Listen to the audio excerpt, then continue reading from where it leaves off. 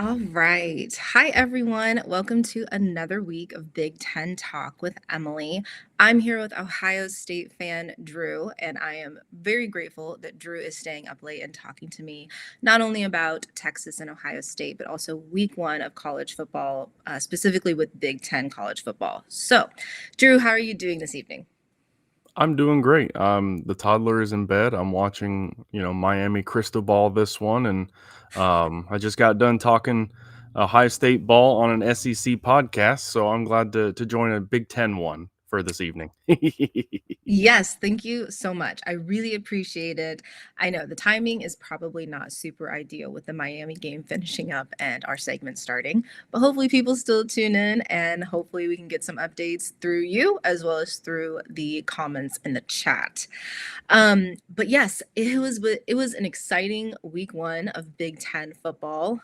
Even if the games weren't particularly exciting, at least not every Big Ten game, at least we have Big Ten football back, and that is always super exciting. I know I'm feeling super excited, kind of like a kid on Christmas morning, at the fact that college football is back and that we had some great games, even in the Big Ten and outside of the Big Ten in week one. So, tonight, Drew and I are really going to kind of break down and go through every Big Ten game from this weekend, from week one, and kind of see, who's looking optimistic, who was looking a little dull, what we're excited about, what we're not so excited about, and kind of go from there. How does that sound, Drew? Hey, that sounds great. Anytime I can talk some Big Ten football is awesome. I'm just glad that college football is back. Same, right? Feels so good. So, week one kicked off last Thursday, and we had we had four games, goodness, on Thursday. So, it seems so long ago, actually, now. Thursday seems so long ago. But kind of backtracking a little bit here, starting with Ohio Rutgers. Rutgers pulled away with the win 34-31. And did you get a chance to watch this game, Drew? I watched a little bit of it. I waited until the last second to subscribe to YouTube TV to try and Oh, push back, you know, yes.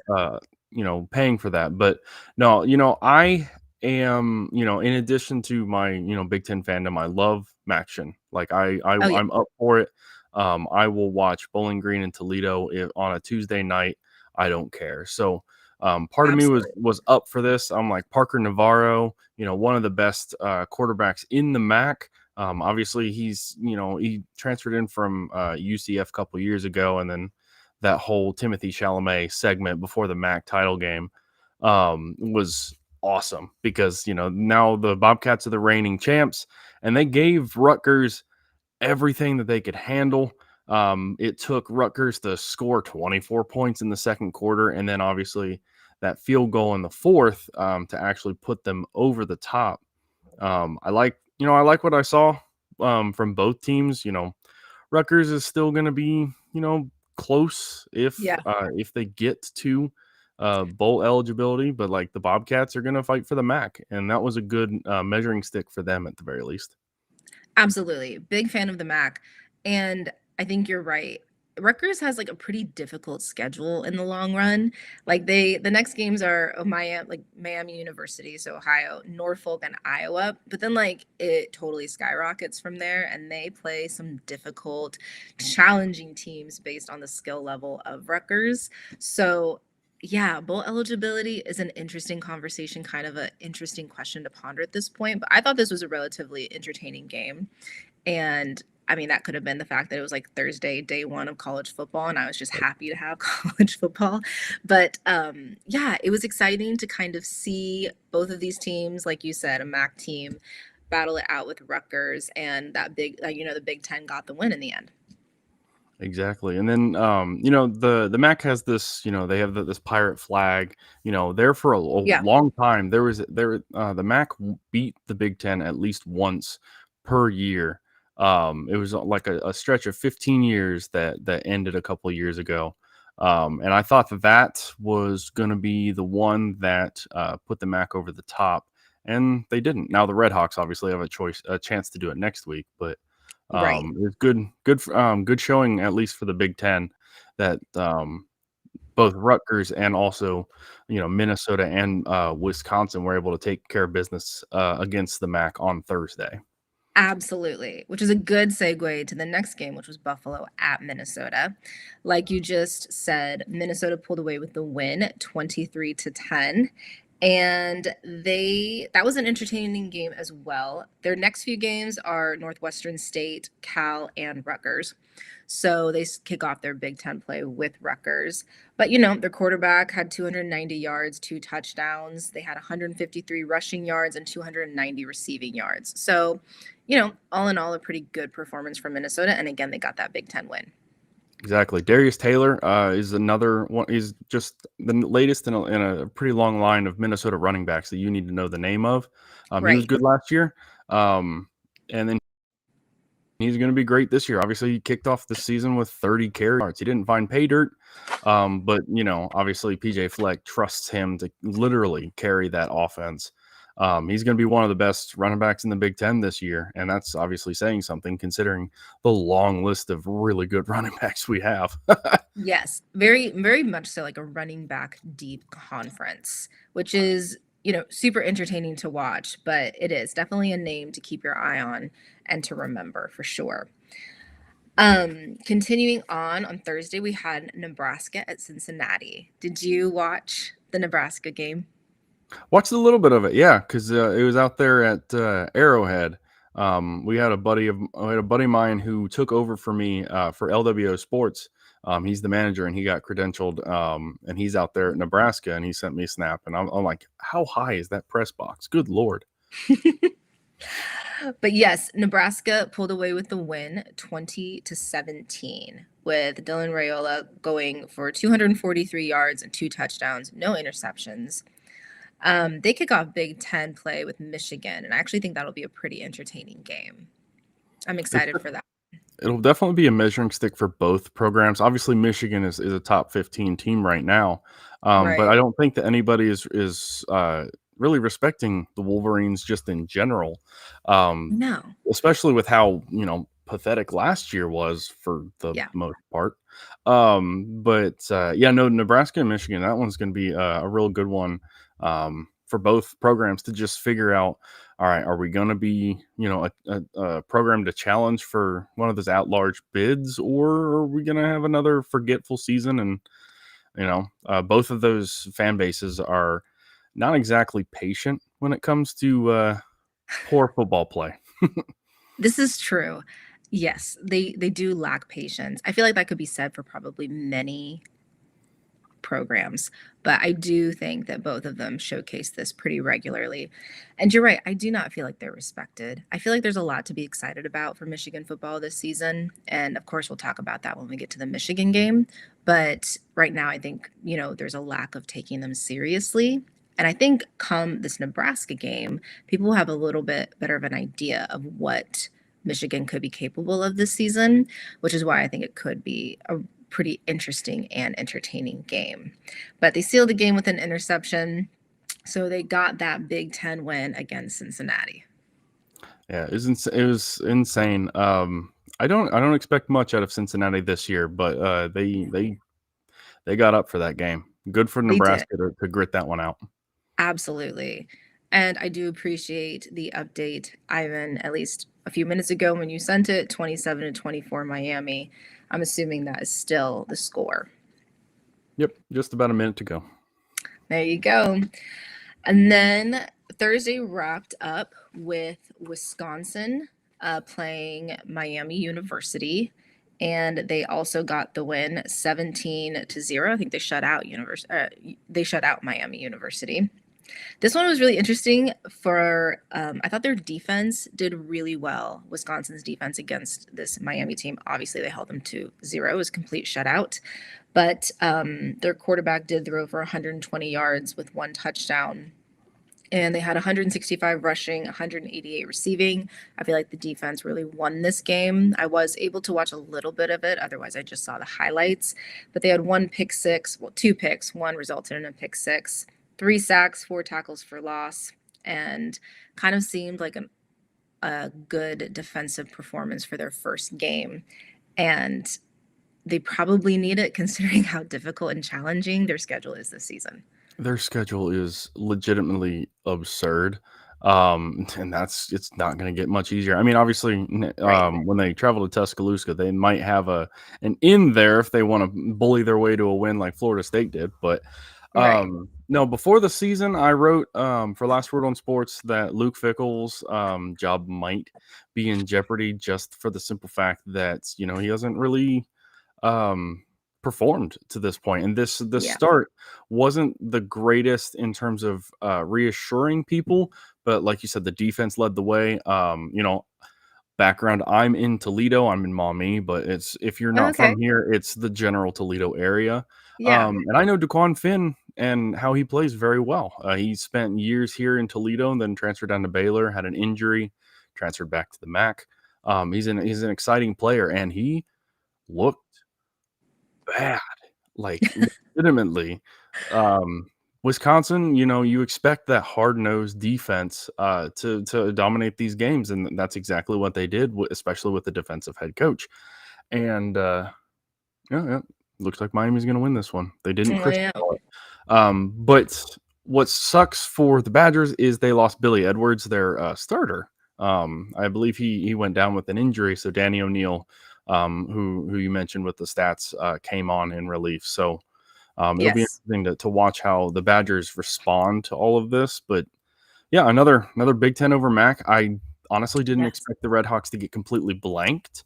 Me either. So awesome job by Luke Fickell's defense there. Um, Absolutely. I did not expect Wisconsin to be able to shut out a team this no, season. Miami's supposed to be good this year, at least within the MAC, Yes. and that'll set them back a little bit. But yeah, it's gonna be interesting to see how Wisconsin responds to how ridiculous of a gauntlet this schedule is. Like, it's crazy. I know. And not next week, but the week after. So week 3, they do travel to Alabama to play, Mhm. which probably would have been a little more interesting of a well, maybe it's more interesting now. It probably would have been a different conversation a week ago had Alabama not lost to Florida State yesterday. But now it's kind of interesting. Could be interesting. I'm not sure it will be interesting in terms of gameplay and whatnot, but it is more of an interesting conversation. So that wrapped up Thursday. Exciting way to kick off Big Ten football. And then we head to Friday, where Western Illinois traveled to Illinois, and Illinois defeated them 52-3. What are your thoughts on Illinois this season? Because the few people I talked to prior to the season, they were still high on Illinois and Indiana.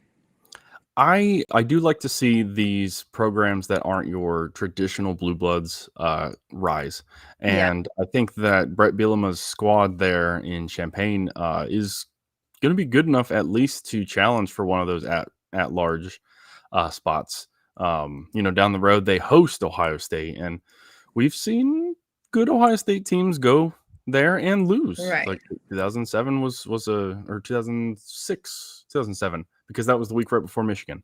They went down there and they beat the Buckeyes.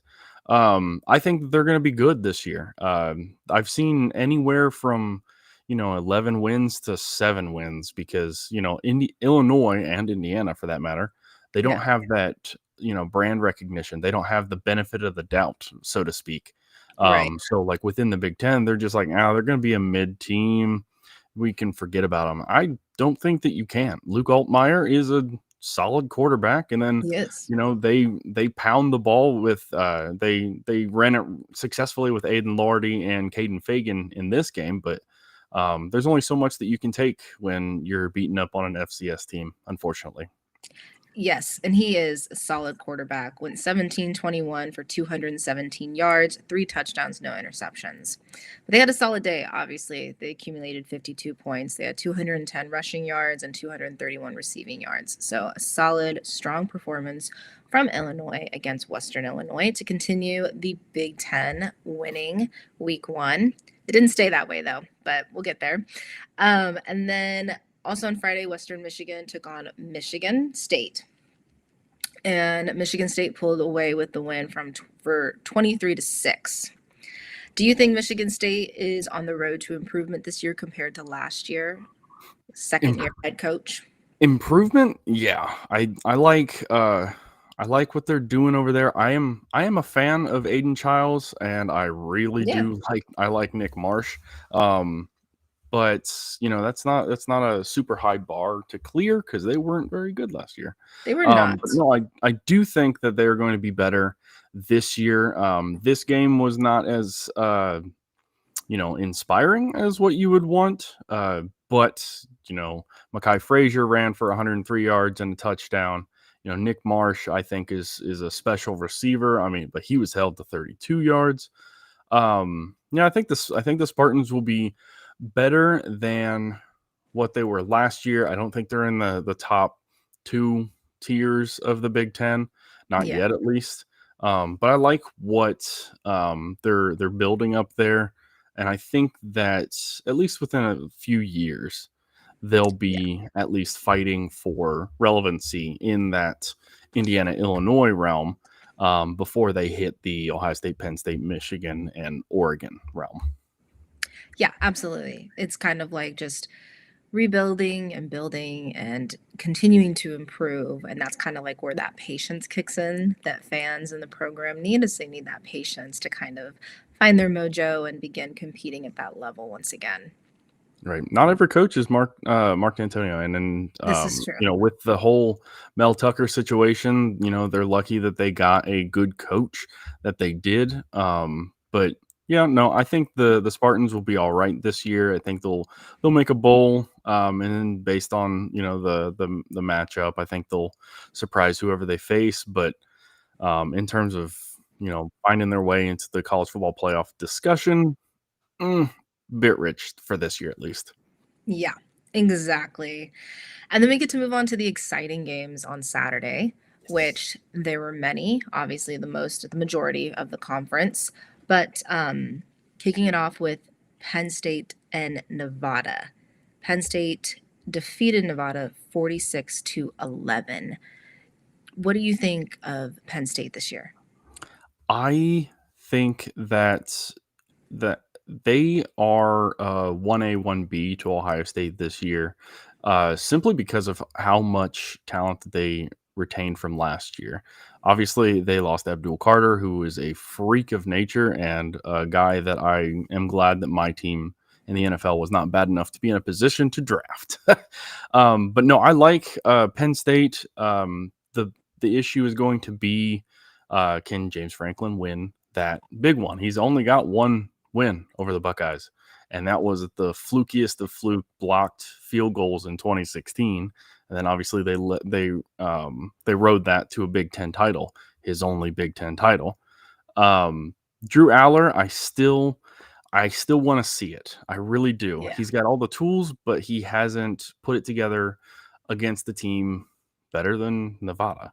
So uh, I think that if they lean on Katron Allen and Nicholas Singleton, who I like both of those running backs, and then obviously lean on that defense, they're going to be all right. Their receivers this year are better than what they've been, but 46-11 may not be as inspiring as you want it to be, but I'll take that as a week one result. Yeah. And do you think excuse me, do you think that like James Franklin has it in him to win the big games? Because many people have projected Penn State to make it to the national championship, if not win the national championship. The thing is that people didn't think that Ryan Day had it in him, and he's Right. won 5 top 10 in a row, like literally week after week. He won 2 top 5 before that run last Yeah. year, and so you know the only way to shake that kind of thing is to just win. And Yeah. beating Ohio State this year would do that. Beating Oregon this year would do that. Winning the Big Ten. Um, he's got the tools, but Right. he has turtled. That's a term that I've tended to use where coaches, they get tight and then they just overthink these things and they call a 4th and 7 draw into the teeth of defense kind of thing. Um, I Until I see it with James Franklin, I don't believe in it. Unfortunately, they're talented and they should be able to run with just about anybody in the country. But Mhm. I don't know if he has what it takes, unfortunately. Yeah. And I'm not sure what we'll really know in the next couple of weeks. They play FIU and Villanova. And Yeah, like skill wise, you're not really gonna find anything out until the Oregon game when they open up right. Big Ten play. So that'll be interesting. Obviously, a game I'm looking forward to, which is a good segue to our next game, which is Montana State versus Oregon. Were you able to catch any of this game? I watched a little bit of it because I was interested in how Oregon was going to reload. Obviously losing Dylan Gabriel and a handful of everybody, and then obviously their receiver situation, which was a massive question mark coming into this year. Montana State's one of the best FCS teams. And I didn't think that Montana State was going to like actually give them issues, but I think that they were a good enough team to make Oregon, actually wake up for the game. Obviously, winning 59-13, no issues there. I like what I saw from Dante Moore. He looks like he's going to be able to quarterback this offense. I am a big fan of Decorian Moore, that freshman wide receiver that came in, a top ranked dude. He's a freak of nature. He didn't have a massive day catching the ball, but the clip that's making its rounds on social media is him pancaking that poor defensive back as his teammate runs in for the touchdown, and I just love that from a receiver. No block, no rock. No, I like what I saw from Oregon. They're People were trying to sell them off this year, and I'm like, no, they're right there with Ohio State and Penn State. They recruit at a ridiculous level. They get guys out of the portal at a ridiculous level. Like, I'm not selling off Oregon by any means. Yeah, and I think people are quick to because of just not knowing what Dante Moore is Right. capable of. And I think yesterday he did a really good job of kind of showcasing that skill. Threw for 213 yards, 18 for 23, three touchdowns. All in all, I mean, as a fan, I was happy with the performance. And against someone like Montana State, um, Oregon won 59-13. They play Oklahoma State and Northwestern before going back to Oregon for Oregon State. So, interesting matchups for the next 3 weeks. Should be a good chance to kind of see what the team is capable of even more. But I do think Oregon was kind of part of that conversation, similar to Ohio State and even Michigan, of like, we don't know what these quarterbacks are capable of, and we haven't seen much of them, especially for Ohio State and Michigan, but much of them on their teams. Right. No, Dante Moore was highly touted coming out of high school. Then he went to UCLA and he transferred out because Chip Kelly just didn't know how to use him. Right. And he learned under Dylan Gabriel, the most prolific passer in college football history. Obviously, he played 15 years, but I liked Dylan Gabriel in college. Yeah. And now it looks like it's his turn to step up, and I'm really interested to see. I'm glad that Ohio State don't play them in the regular season again, just for the simple fact that playing a top team like that. Ohio State has Texas, Penn State, Michigan on the schedule. I don't want a fourth one. I get it. Hmm. Yes, I totally get that. And speaking of Michigan, we are going to segue to the Michigan game. Michigan won 34-17 against New Mexico. Did you at least hate watch this, or do Oh, you I hate watch watched it. neutrally? Oh, I definitely hate watched it. Like in the lead up to this, I told you that I'm not part of the lunatic fringe, but the hatred for Michigan does run deep. It is within my DNA. I did hate watch it, and I tried to look for every reason to be pessimistic.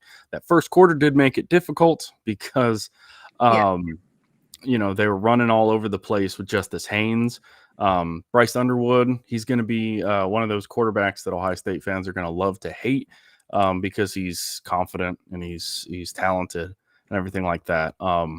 The fact that they let New Mexico hang around is a bit of a concern if you're a Michigan fan. Now, obviously, Justice Hayes, stud, 16 carries, 159 yards, 3 touchdowns. He was able to just cut through the defense easily. He's an Alabama transfer. Bryce Underwood, 251 and a touchdown. Yeah. But the fact that they let him hang around is very interesting. It's probably just the way that they run their offense. They brought over Chip Lindsey from North Carolina, and he runs that football. He's a big reason why Omarion Hampton was as highly touted of a draft prospect as he was, and they're gonna lean into that Michigan man, ground and pound,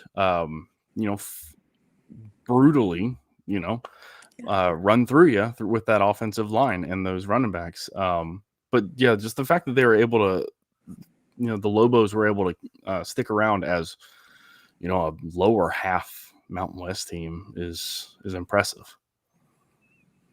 Yeah, I agree, but I thought Bryce Underwood was super fun to watch. I can say that as someone who wasn't hate watching, but he went 21 for 31, 251 yards, one touchdown. But all in all, like the defense had 3 sacks, 9 total tackles. And I do think Bryce Underwood might be a problem, which I think you were alluding to in terms of Ohio State fans are going to love hating him. Oh yeah, it's just if you're facing off against the JJ McCarthy type who's quiet and gets the job done, obviously you're gonna hate him because he's a handoff merchant or whatever you want to say. Yeah, But like Bryce Underwood has some fire. He's got some personality. yeah, There's a large section of Ohio State fans who are not right in the head, and they're gonna go call him a thug or something stupid like that.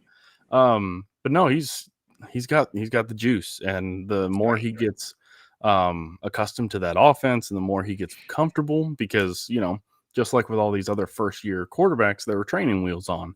Once they take the training wheels off, he might be a problem. Yeah, absolutely.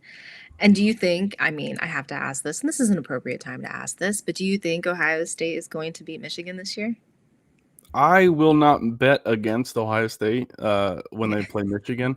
I think that Ryan Day is at least figured out that, if Michigan has two good guys on their defense and they're both defensive tackles, maybe don't run it at them 40 times. Right. But, we'll see. I think that having, Brian Hartline up there calling the plays, and Day with more of a general manager kind of role, it'll be better. But we have a long way to go before that, and yeah, I don't want to think about if Ohio State drops another one. It's not fun, especially up How here in did you Fayetteville. handle it last season? I Not well. Not well. I knew that you know I knew that they weren't going to fire him. The only way that Ryan Day is going to leave before that, I knew the only way that Ryan Day was going to leave was of his own accord, if the NFL came knocking or something like that. Right. Because you don't fire a coach who's won every other game but that one, essentially. But obviously people come back with John Cooper, et cetera, et cetera. Now he has a national championship under his belt, so he probably has a few years at least within the people that make the decisions of grace. But I I did not understand it. I still don't understand it looking back, because that Michigan team was god awful. Right. And Ohio State obviously went on this ridiculous run. Um, Maybe it was one of those things that it was a canon event and needed to happen, but looking back, it's one of those, it's the game. You got to throw out the records, all the cliches, et cetera, et cetera. Yeah, I mean it's one of my favorite college football rivalries. I think most people can say that. So it's always a really fascinating conversation and to hear the many different perspectives from both Ohio State fans and Michigan fans of what happens when you don't beat your rival for, year after year after year. And you do have a national championship at least. The objective logical side is that Ryan Day is safe, like you said, for a few years. But then there's like so many Ohio State fans that I talk to where it's like you have to be your rival, and if you don't, that merits firing, which again seems ridiculous. You just won the national championship. So it's always an interesting conversation. Like you said, you're pretty level headed. I respect that. But the not so level headed fans, how passionate they get about this topic is always entertaining. We will definitely get into it a little bit more once we actually talk about the Ohio State Texas game. But we are a spoiled franchise, like we're a spoiled fan base, and it's just one of those things. I'm like, go touch grass, guys. Come on now. I don't understand. Well, we'll continue working our way to that. Old Dominion at Indiana. Indiana won 27-14. I know we just talked about Indiana a little bit ago with Illinois, but quarterback had a pretty good performance, pretty okay performance, 18 for 31, 193 yards. No touchdowns though. But they had 309 rushing yards. They really did. Last year they had Curtis Rourke, Ohio transfer, the Maple Missile, as I love to call him. Big fan of his, just in general. And now they get the Cal transfer, Fernando Mendoza. Goodness, I know. who some NFL draft people are like projecting to go number one overall, Oh, which I wow. would be like insane. Like that's awesome, good for Indiana. Yeah. This game didn't really evoke that kind of hype from me. Now, is Kurt Signetti going to be leaning on their running backs a lot more this year? Sure looks like it. Roman Yep. Hemby, he led the way with 111 yards. He transferred in from Maryland, and he was stud out there. So I'm going to be watching Indiana pretty closely this year as well because, you made the college football playoff last year. For Right. Indiana, like that's unheard of. They beat their program record for wins by 2 full wins. You Yeah. know, Indiana has been around for as long as all these other blue bloods have. Right. And now that they are freed from not having to face Ohio State, Penn State, Michigan every single year, sometimes they can get an easier slate. And last year, they avoided, they beat Michigan, but they avoided Penn State and Oregon. This year, Yeah. they don't play Ohio State, but they've got but I think that what they're doing is fun, like Kurt Signetti poking the bear all the time, saying an SEC type of non-conference schedule. I love him making headlines for it, but you just got to back it up. Yeah. And if Indiana is just like Illinois, they don't have that built up, you know, um, brand in the sense that if you go 10-2, but you lose the only two good teams on your schedule, what do we make of you? Yeah. You're the shiniest turd out there, and what do you want us to do about it? But no, until they upset, I did not imply that Indiana is a blue blood. I can promise you that they have been around for as long. No, don't put that in my mouth. Goodness, Oregon's closer to being a blue blood than Indiana is, and I'm not about to say that. No, I like what they're doing, but they gotta beat somebody, and they Yeah. failed both big tests last year in Ohio State and Notre Dame. Well, they open a Big Ten play with Illinois. So, again, another interesting matchup that I'm looking forward to. Well, Maryland beat FAU yesterday 39-7. They had 6 interceptions, which is wild. When I was looking at the stats today, I was like, is that right? And then I had to go check a couple of different areas just to make sure that 6 interceptions was correct. That is correct. Malik Washington threw for 258 yards and 3 touchdowns, 268 receiving yards. And then, the defense had 6 interceptions, 3 sacks, and 8 total tackles for loss. they, the 38-7. It's not the beat down that you'd expect, but Maryland is still in that middle tier of teams Yes. that could make something of themselves. But the true freshman Malik Washington, he um he's everything is advertised. He's their highest rated recruit in about 2 decades, or highest quarterback recruit, I should say. Yeah. Obviously, they've got a couple. They've had a couple of high 5 stars come through because of the DMV. No, I like what they're doing with Malik Washington. It's going to be fun to watch, because if I don't know that 6 interceptions is gonna be something that they can continue all year, but I don't if think so. they show that they can continue to be opportunistic, um, Right. it's great. Now, obviously, their stats offensively were a bit suppressed because of all the short fields that their defense was helping them with, including 1 pick six. Um, Mhm. now, Maryland's gonna be interesting. They're going to be a team that you can't really sleep on if you're, a contender. Like, you Yep. can't really just you know, roll up to Maryland and expect a win. They're gonna fight you. And I'm gonna be watching the Malik Washington at quarterback pretty closely because he seems like he's gonna be fun. I totally agree. Yes.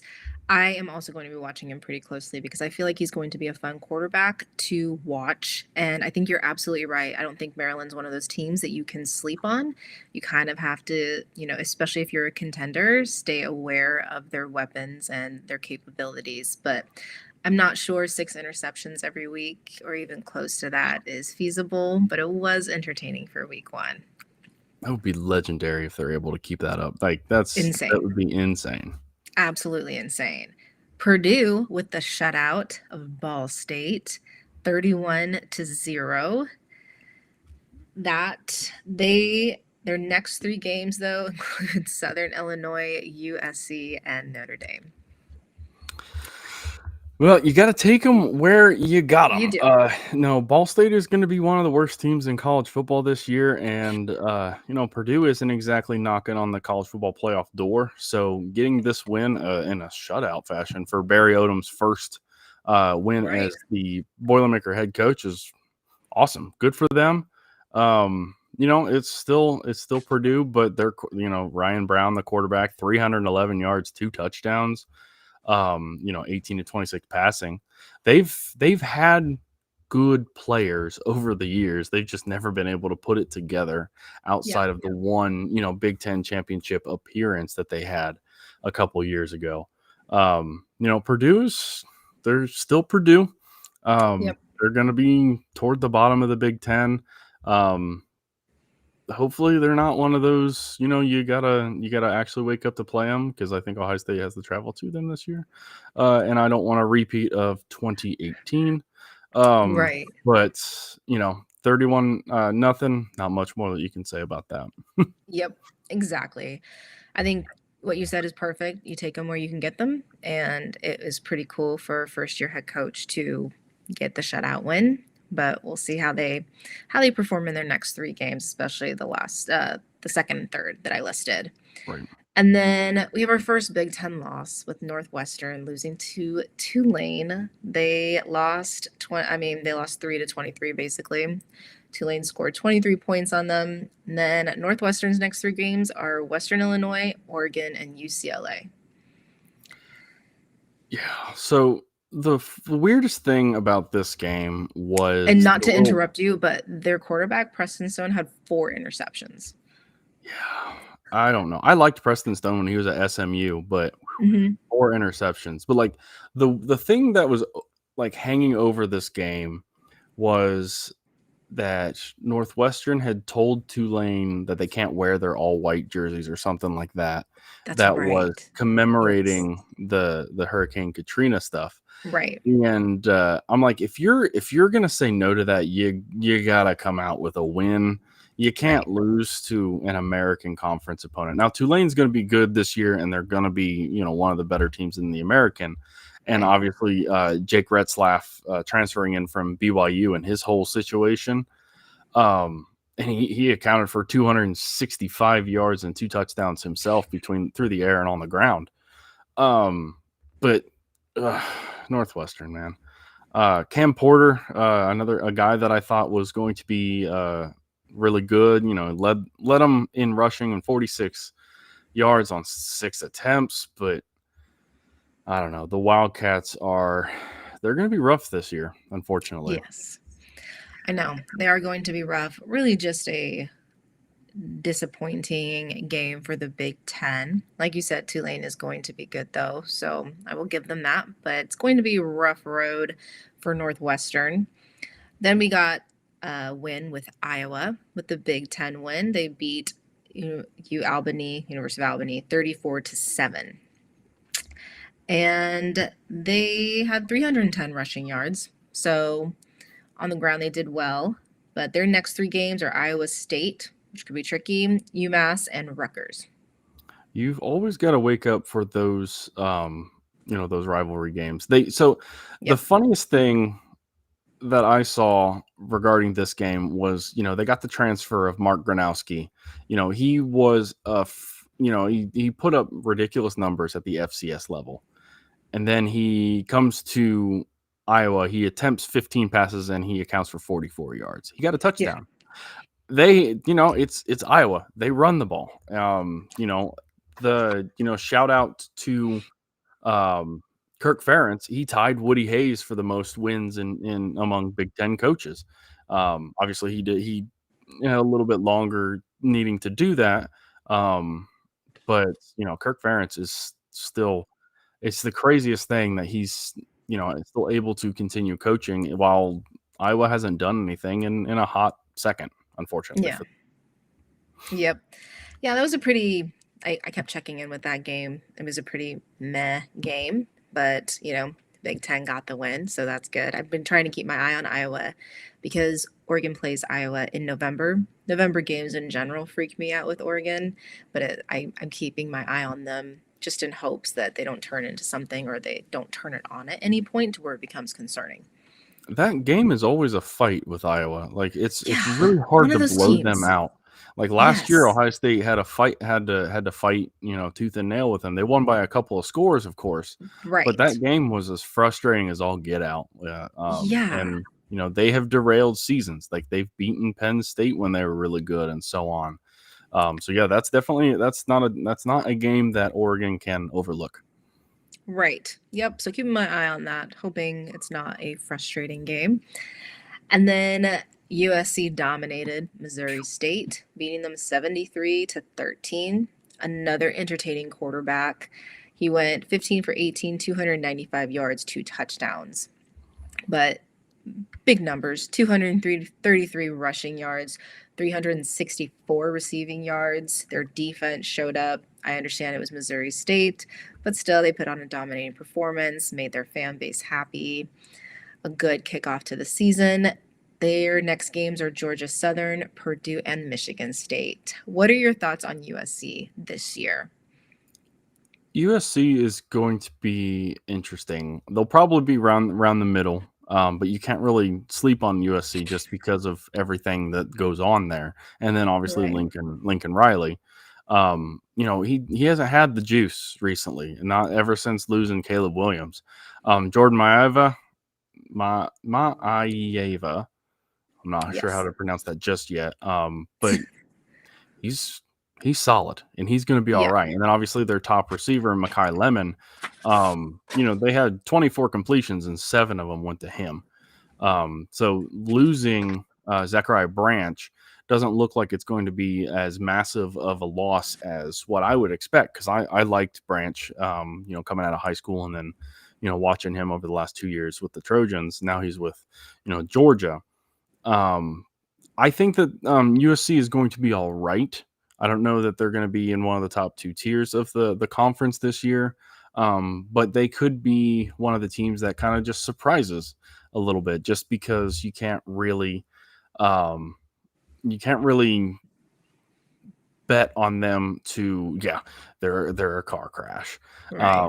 I was gonna text our manager at Last Word on Sports because he was out there. He's a UCLA guy, but he's from out there, and I just want to text him. I'm like, when UCLA was good, did they fill up the Coliseum? Because like every time I watch those games, it looks like a bowl game in the middle of nowhere, and no one's at those games, and it doesn't like they're a blue blood, or even if you're Right. negative about it, they're close to it, and they can't fill up that stadium. And I'll never understand it. I mean, that's a good segue to the UCLA Utah game. UCLA got the second Big Ten loss of the weekend, losing to Utah 43-10. I actually think Utah will be stronger in the Big 12 this season, so it's not like they lost to a horrible team, but rough stuff. I mean, like their quarterback Nico with the transfer. Obviously, that was a huge headline in the offseason, but 11 for 22, 136 yards, One touchdown, one interception, 84 rushing yards, and 136 receiving yards. So, really a disappointing and tough performance for UCLA, ending in a pretty dominant, I mean, Utah dominated them. And this was major Pac 12 vibes in terms of like how I know Utah in recent years, especially when the conference was still put together. But UCLA, their next three games are UNLV, New Mexico, and Northwestern. Yeah, I this was rough. Foster is he's when the Pac-12 dissolved, and then obviously Chip Kelly bolted to be the offensive coordinator at Ohio State from being a head coach. Yeah. You gotta, that's hard to rebuild from, and obviously he was dealt a pretty rough hand, and obviously people in LA don't really care about football in general, but especially not college football. But Nico Iamaleava looked rough. Like, I know how to say that name. Yeah. But he looked rough. Yeah, Utah is going to be one of the better teams in the Big 12. Yeah. I like Utah. I love how they play. That Rose Bowl a few years ago was a fantastic game. Devin Dampier transferred in from, I think it was UNLV, and he was dealing left and right. UCLA's got a long way to go before they're going to start being competitive in the Big Ten, unfortunately. Right. Yeah, kind of like what we were talking about with Michigan State. It's just going to take a lot of patience. And I don't know if necessarily their fans care at this point. I don't know many UCLA fans, but I feel like a lot of them have checked out. But you're right, to have one of the most beautiful settings in college football with the Rose Bowl, it's really disheartening. Yeah. It's unfortunate because obviously Los Angeles, like, you've got all that, but the Rose Bowl is, the greatest, stadium in the country, professional or college otherwise, and it's unreal that they can't field a legitimate team, and they have not been super competitive in a while. Yeah. It's pretty disheartening. And then we have the game that I proudly hate watched, which was Colorado State versus UW. Unfortunately, UW won 38-21. I'm pretty sure I watched most of that game, if not all of that game. But Damon Williams put up a performance of 18 of 24, 226 yards, one touchdown, but they had 287 rushing yards and 226 receiving yards. I mean, it was pretty slow. I mean, at halftime, I'm pretty sure it was tied. It could go either way. But UW plays UC Davis, Wazoo, so Washington State, and then Ohio State.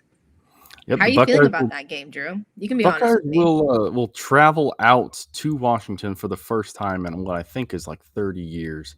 Um, we're talking about the Rose Bowl being a beautiful setting like that. Husky Stadium is incredible. It's I awesome. I think that the Buckeyes will be all right, Yeah, just talent wise. But no, the trip out to the West Coast, obviously they went to Eugene last year I and know. lost by one. But Oregon is was a really good team. Jonah Coleman is a problem. Like, he's a stud running back. He was going. I figured he was going to be great this year, and he backed it up, 177 yards and two tutties. Damon Williams is going to be a great quarterback for them. They're going to be really fun to watch. They might ceiling out at about the tier 2 level. But I think they're going to be solid. Nick Lemicow for Last Word on Sports does a really good job covering them. He's on campus. He's up there, and he does a great job covering them. Obviously, if you're hate watching, you're probably not, clicking through too many UW articles, but No, just gonna throw his name out there. I do respect the shout out though. So absolutely shout him out. But yeah, I don't think we're going to learn very much about UW over the course of UC Davis and Wazoo. So, I mean, it'll be interesting to see how they perform during those two games. But obviously, the Ohio State game is the one heavily circled on their schedule, the one that many Husky fans have told me that they are pretty certain they can win and feel very confident about it. I understand that they are depending on it being a home game, so they're in that beautiful setting. I will admit that it's pretty, that's fine. But that beautiful setting, but it will be fun for Ohio State to travel to Seattle and take on the Huskies. I'm excited to see how that game goes. Me too. It's the last time they faced off was, I think that was the Cotton Bowl. It was Urban Meyer's final game, and the Buckeyes beat them pretty good. So yeah, it's been the first time since they've played them since then. Obviously, two very very different teams now. Um, Right. but that kicks off. Does not kick off Ohio State's Big Ten slate, but no, that'll be a lot of fun. I think it's their first away game though. Oh, okay. That will be a lot of fun. So now we get to talk about Texas and Ohio State. So I'm going to put this up just so I don't forget. Craig mentioned this back when we started talking almost an hour ago. But obviously, Ohio State won this weekend 14-7 against Texas. Texas traveled to Columbus. I kind of just want to know all your thoughts. Like, I'm sure you watched the game. Did you go to the game? I did not this time. You did not go to the game. Okay. I didn't think so. But how do you feel about your team? What are you excited about? What worries you, if anything? How are you feeling about your quarterback? Like all your thoughts about this game. I imagine you're super excited that you guys pulled off the win. So going into this, I had a thought in the back of my mind that Texas could definitely win this. I think that it wasn't the Arch Manning factor of it all, but I thought that Texas, they're a great program, Sark, etc. They've got talent up and down the roster. I thought that they would be able to come in and probably get the win because Ohio State lost offensive coordinator, defense coordinator, 16 guys from both sides of the team, the ball. Matt Patricia has proved me wrong.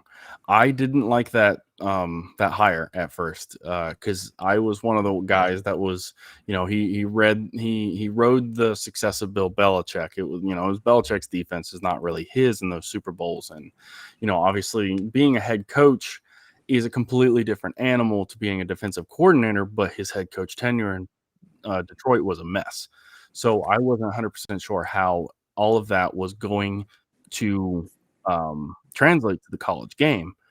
And boy, was I wrong. He has that defense humming in a way that didn't really you didn't really see under Jim Knowles in a certain way. Like the way that I saw it explained was Jim Knowles' defense was great at letting the offense come to them, and they would stifle what they need to do. The way Matt Patricia's defense worked was no. The offense needs to react to us. Like he ran odd fronts, which is not something we've seen in Columbus in a while. Like they had 5 guys down. It's the way that they were able to make Arch Manning look like a freshman group of 5 quarterback was incredible. Like there was no point at which he looked comfortable. Like there was Yeah. one drive where they ran tempo and it looked like they might be able to get back into this game, and then they squandered it on the 1-yard line. But the way that they were disguising their coverages and then bringing all these blitzes and getting home with their defensive tackles on the interior, and because Texas's offensive line is no pushover, they made Arch look like a shell of what he's supposed to be. And I mentioned in my article he looked more like his dad Cooper than his uncle did. But I'm incredibly optimistic with how the defense works. I'm gonna try and figure out my thoughts and write down how I really do think that the way that they showed how to beat Texas is going to bode well down the road with Penn State, Michigan, and how they like to run the ball. Yeah. Defensively, my only concern is there were a couple instances where Texas was able to bounce, or they would have had a lane if they bounced it out and not been able to contain. I think that with I don't think it'll be as much of a concern with Penn State because they do like to run up, up and down north and south. Michigan will be different because of the running factor of Bryce Underwood, but the defense has me all kinds of fired up. Arvell Yeah. Reed had his breakout party as a linebacker, and I'm super optimistic on that front. So offensively, I Yes. I don't have nearly as many concerns as you might think. Julian Sayin, put up 130 yards passing. I'm not at all concerned just yet. Because it was a training wheels game. The way that I went into it was these are two heavyweights feeling each other out. I treated it like an NFL game. Because NFL games on average are decided by 3 or 4 points. Right. You feel each other out. You feel each other out. Boom. There you go. Take a shot. Ohio State was able to take the shot. Carnell Tate somehow managed to, um, you know, haul in a ridiculously bobbled pass. Texas tried to take a couple shots, but Arch was just not able to, get under it and so on. Yeah, Caleb Downs is a freak of nature, and like they had Yes. to account for where number 2 was at all times. And he was able to disguise what he wanted to do. But offensively, the only concern I might have would be the run game. But both of these teams went in with the idea of if you're going to beat us, you're going to beat us with that brand new quarterback. Well, you're not going Hmm. to beat us on the ground. We will sell out to stop your run game. And that's exactly what happened. CJ Donaldson transferred in from West Virginia and he led the way. He had 40 snaps while James Peoples had 20. Jeremiah Smith had a better day than what he did in the Cotton Bowl. But still, it's not the Jeremiah Smith that we expect. But This is true. he did have 2 drops. Texas was blanketing him. They knew exactly where 4 was at all times. Max Clare transferred in from Purdue. He's supposed to be a big threat down the field. He only had a handful of snaps and did have that drop on 4th down. I think it's all going to come together. I think the offense would have looked a lot different if, say, the Grambling game happened in week 1 and Texas was week 2, so that they had more time to like iron out some of the kinks. But the fact that they were able to step up, that offensive line, they lost Seth McLaughlin, Josh Fryer, Donovan Jackson, and Josh Simmons. Obviously, 2 of them were injured, so they had guys step up and get experience. They stepped up in a massive way for that defensive line of Texas. That is ridiculous. They allowed 1 pressure, no sacks. Unreal. Yeah. Colin Simmons, after posting a picture of Julian Sayin on Instagram, was completely neutralized by a tight end. Like the way that they were able to just completely put the defensive line on skates, literally. Ohio State had one negative play. Like Texas had 1 tackle for loss. Hmm. The way that Yeah. they were able to game plan against that Texas defensive front was legitimately incredible.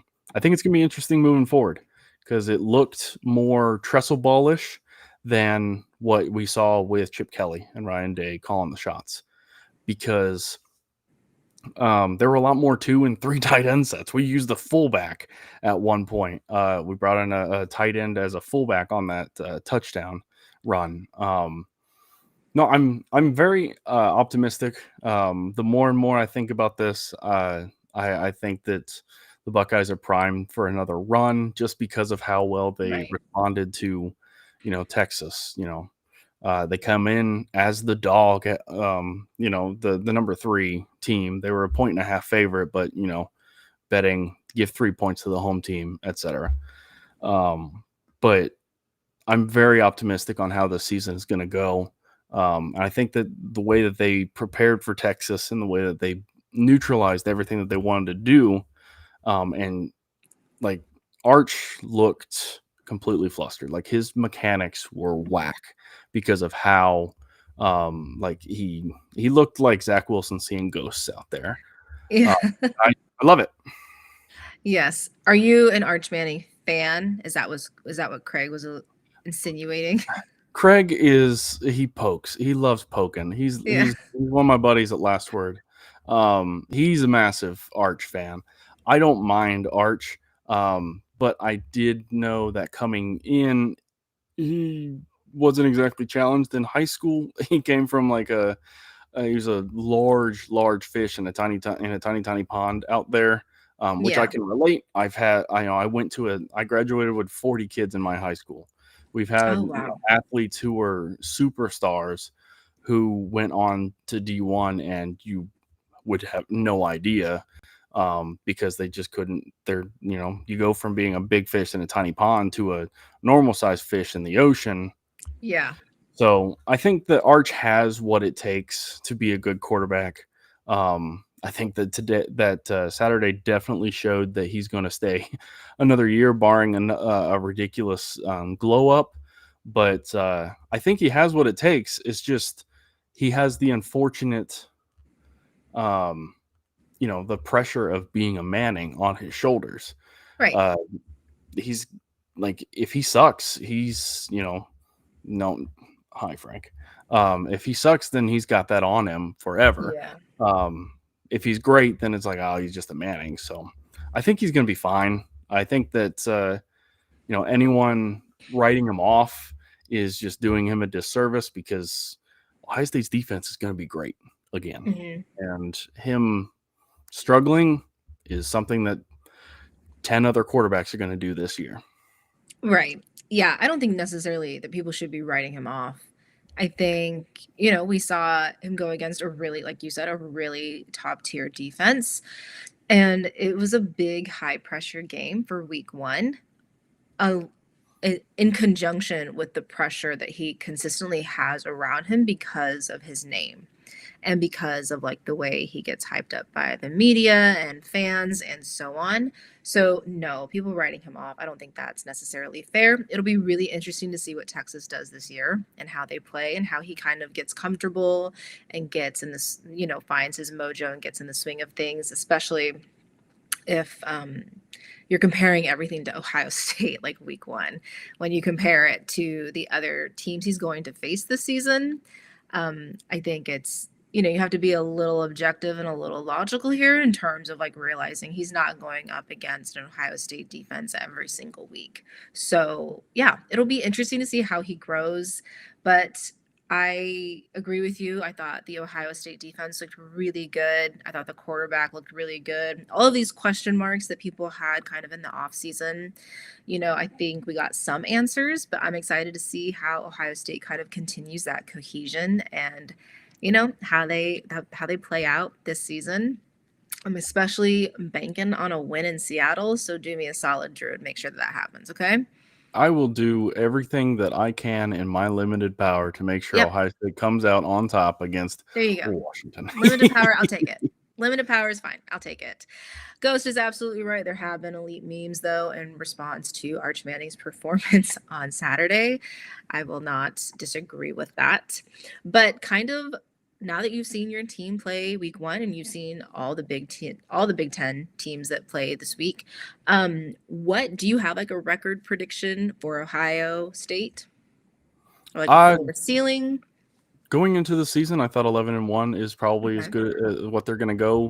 Because you can be as often. I can, you can say 12-0, then wins the Big Ten, then goes back to back. But in a 12-team playoff in a Big Ten that isn't division, so you're not matching up with Iowa in the title game, Right. et cetera, plus factoring in the Michigan of it all. I think that 11-1 is still reasonable. I think that if they, beat Penn State and Michigan, Ryan Day has never lost one of those Urban Meyer letdown games. Like Hmm. lost to Iowa, he lost to Right. Purdue, he lost to Oregon when they weren't, to this elite level just yet. Right. He always he lost to Michigan State, etc. Um, Day hasn't had that outside of the Michigan game last year, but obviously Michigan is completely different. Um, I'll still go with 11-1, and then Okay. going into the Big Ten championship game, I think that they'll play the winner of Penn State and Oregon. I still really like Oregon. I refuse to write them off. I think that the way that Dan Lanning runs that ship is how you got to do it. The Rose Bowl notwithstanding, I have a lot of respect for how Oregon does things, and they're a program that I would still bet wins a national title within my lifetime, just because of one, the Phil Knight money, but also how Dan Lanning works things. I like what they're doing out there. Obviously I hope that they don't Ohio State wins 20 more titles Of before course. I pass away, Of etc. course. But no, I think Ohio State, Penn State, and Oregon are the top tier teams right now. And then, Michigan, Indiana, Illinois are going to be the ones to fight for one of those at-large spots. Yeah, I can completely get on board with that. Absolutely. I think it's going to be a super exciting season. I'm excited to see how all of these teams, especially Ohio State, Oregon, and Penn State, continue their seasons with their strength and dominance. But I thank you so much for staying up with me tonight and talking Big Ten football. Thank you for everyone. Thank you to everyone for tuning in. Please make sure to like the video and subscribe to the channel, not only for more Big Ten content, but for more college football content itself. And we will be back next Sunday at 8 p.m. Pacific time to talk more Big Ten football, especially diving into week 2 and all the games that we see next weekend. Thanks, you guys.